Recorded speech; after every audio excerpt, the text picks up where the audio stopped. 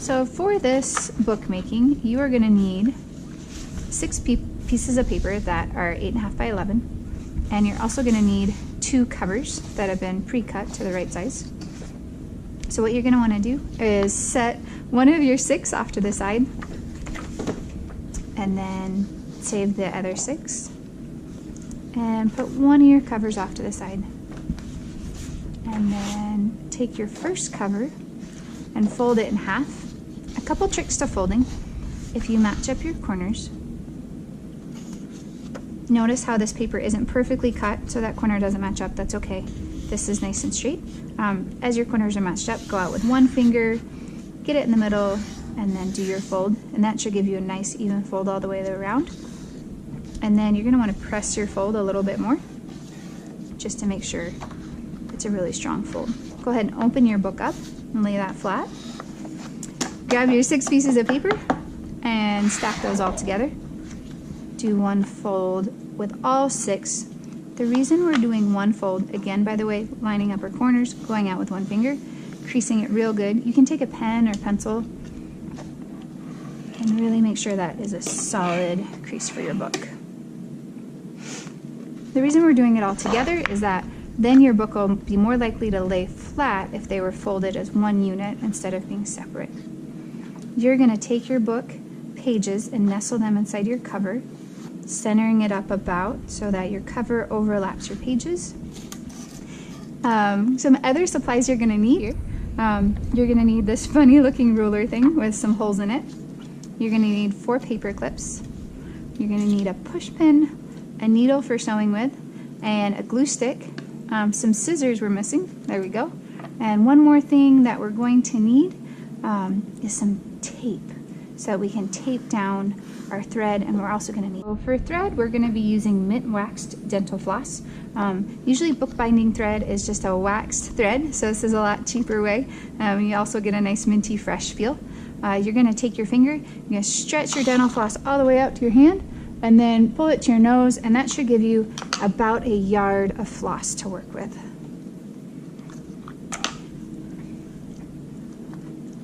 So we need to keep this ruler in place. So what we're going to do is we're going to take our paper clips, and we're just going to cover it at the top and at the bottom. This will prevent our page from moving around too much and making sure that the holes go all the way through. As you do this, be mindful of your fingers on the back side. You don't want to stab yourself. And you want to push all the way through. You're aiming for getting it on the spine. I wasn't quite perfect there, but this is close enough. And after you push each one through, go ahead and wiggle your push pin a little bit. That'll widen the hole so that when you go to stitch it, it'll be easier to move your needle in and out. Oh, didn't quite get that one. A trick, if you want to get it on the spine really well, is if you hold this side of the paper down, punch it through, there we go, so it ends up right on the corner. That's a little bit better than the other two.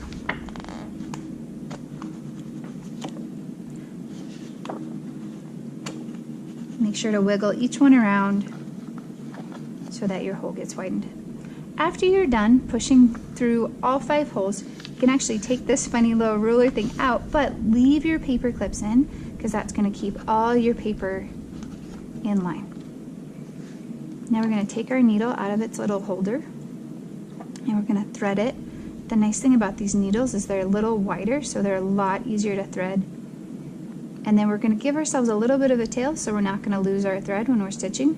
And then crease our thread onto our needle. There's going to be no knot for this, so don't worry about tying a knot. Instead, we're going to tape it down in a second. So we're going to start this stitch on the middle hole. And again, be really mindful of your fingers. Some of the needles are sharp. And then you're going to pull it through most of the way, leaving about an inch or 2 of thread behind, a little bit wider than the tape. Make sure that's taped down nice and snug. Then you're going to come back from the outside of the book, going to the inside at the second hole from the bottom. Again, as you stab through, watch your fingers. And as you pull your thread, hold on to that tail so you don't lose it.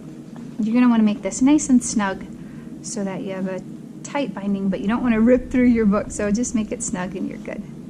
Then we're going to go from the inside down to the bottom hole, go all the way through, pull your thread until it's tight, and hold on to that tail so you don't lose it. Notice how the paper clips are helping keep the paper in place, so leave those on there. Now we're going to go, we just came through the bottom hole, we're going to come back up through the second hole. Should be a little easier this time since we've already gone through that hole. And now we're going to jump over the middle hole and go into the second hole from the top. If you're having a hard time pushing your needle through, you could use another object, like the floss container, to push it through, if that helps, or maybe the end of the tape. Sometimes pushing on the back of the needle can hurt. So use another tool to make it easier. Now we're going to go from the second hole from the top, and we're going to go into the top hole. So going from the back side into the top hole. Another trick you can also do to make it easier to push in is you can use the table, push your needle against the table, and just push that right through. Make sure you're pulling it tight between each stitch. Now we're going to go from the top hole to the second hole.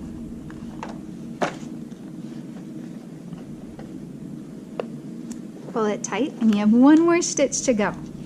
So you're going to come up through the middle. When you do this, you're going to pull it all the way up through the middle, and notice how both my threads are on this side. Before I tie my knot, I'm actually going to move my thread over on this side. I'm going to remove my tape. We'll save this for the second book that we do. Some people find it easier to leave your needle on and tie your thread if you don't have that long of a tail left. I've got a pretty long tail left, as you can see, so I'm actually going to take my needle out. I'm going to put it back in its holder so it doesn't roll away. And now I'm going to tie a knot. I would tie at least 2 or 3 in it.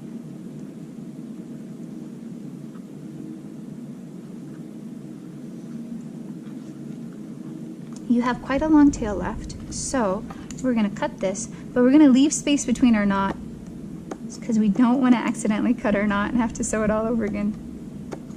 The thread you can just throw away, and at this time you can take your paper clips out. We're going to put them back onto our ruler so somebody else can have them if they need to make a book.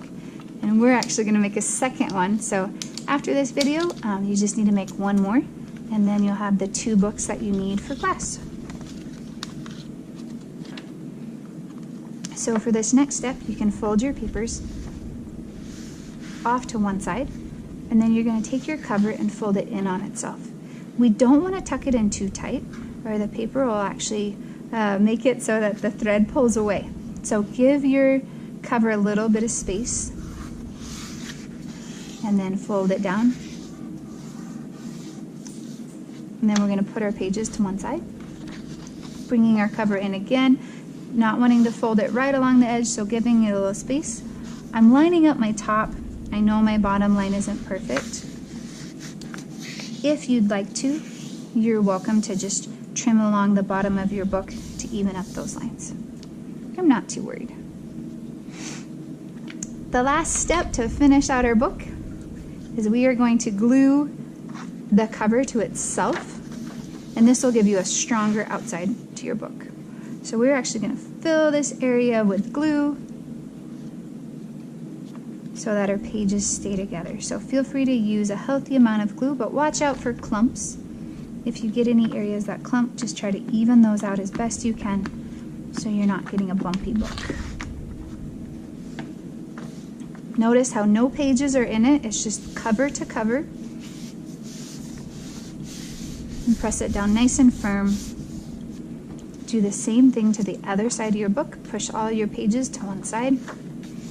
You could easily do more pages than this if you wanted to, or you could do fewer if you were making a book for something else. For the purpose of this class, we're using 6 pages because that should be enough. One will be for watercolor and the other one will be for acrylic.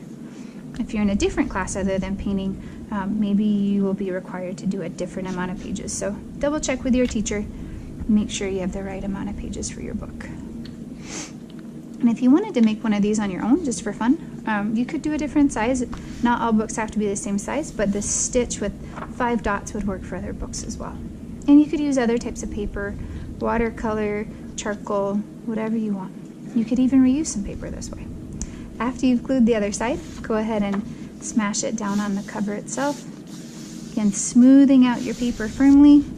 You're going to get a little bit of wrinkle in it just because of the glue, but for the most part, you have a nice solid book. Now lastly, you're going to want to write your name on this somewhere, as well as your class period and the class that you're in. For my class, you're welcome to just write it on the inside, and then you can decorate the outside cover however you'd like. So have fun decorating it. If you do watercolor it, I highly recommend putting it flat and then being mindful of your holes because the water might go through. So I'm going to make sure to write my name on it. This will be for painting 1. And include your class period as well. After you're done making your book, please put away your supplies and make sure to do your second book before you put away your supplies.